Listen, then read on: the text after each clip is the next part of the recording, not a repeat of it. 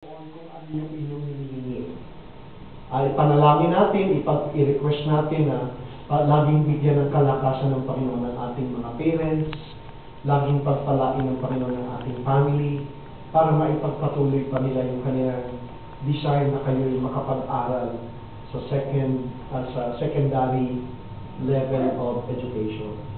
Kaya ngayong gabi, bawat isa ay lalapit sa harap at tayo po ay kukuha ng ating kalakasan, kukuha tayo ng ating mga petitions, ng ating answers to all of our prayers sa ating Panginoon. At itong kandila na nasa gitna is symbolical of our Lord Jesus Christ. Pagkatapos nyo mag-semestro, you just bow your heads and you ask from God kung ano yung gusto nyo, mga wishes ninyo. Kanina humarap kayo sa salamin at nangako kayo. Ngayon naman ang gagawin natin, hihingi tayo sa ating Panginoon. Magre-request tayo sa Kanya, Lord, ang kandilang ito ay simbolo na ako po'y pwedeng lumapit sa inyo. At tapos i-declare nyo sa Kanya kung ano yung mga prayer request nyo ngayong gabi.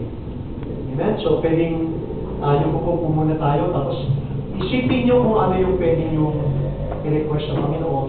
And we would like to ask everyone to please come in front and hallelujah.